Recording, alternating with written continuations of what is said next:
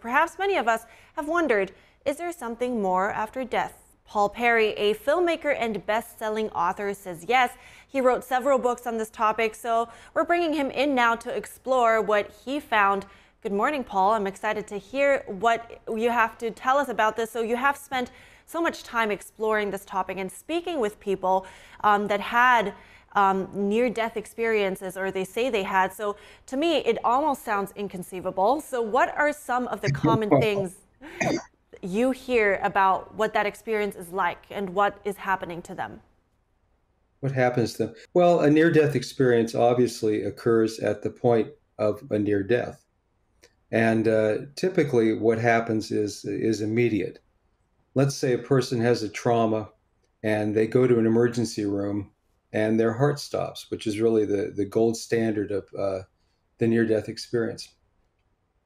So they will then have a sense of being dead. They know they're dead, and they will often leave their bodies and go above the doctor, for instance, who was working on them to keep them alive. They leave their body. They're able to recount conversations that they hear, what they see, the instruments and medical instruments the doctors and nurses are using.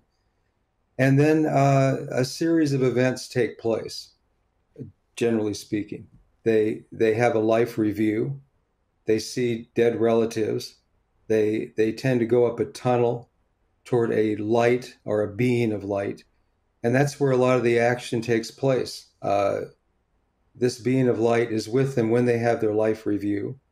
And they talk to you, they counsel you.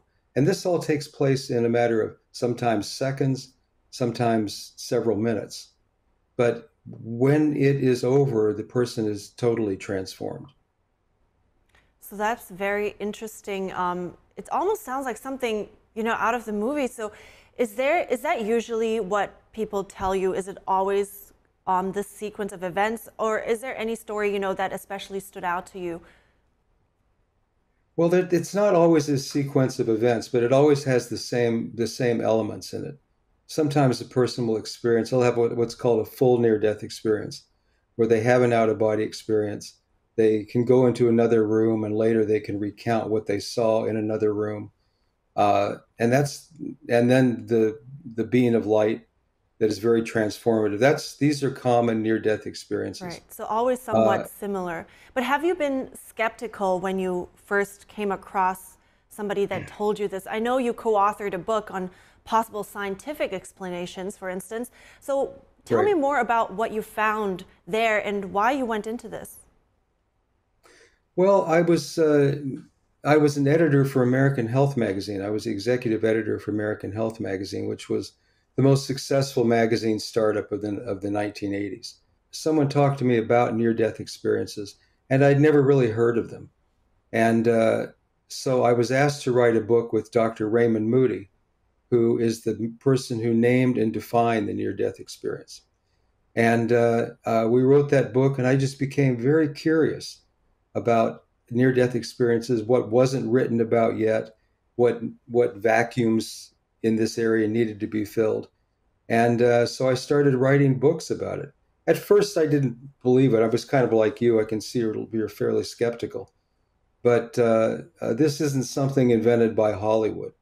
This is something that is, in my estimation, first recorded by Plato in Plato's Republic. He talks about a near-death experience there. He doesn't call it that.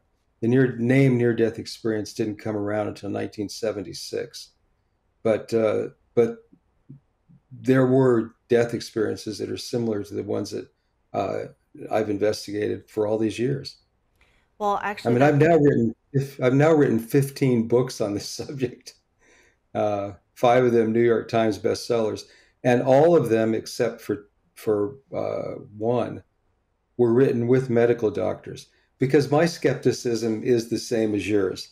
Is that if I'm going to write a book about it, I want to deal with the people who have studied the human body, who are medical doctors, who have seen everything you can see in an emergency room, and they still see near-death experiences and they believe them.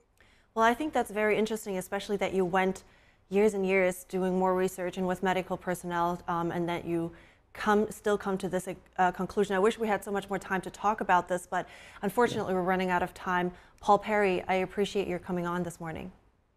Well, thank you very much, Evelyn.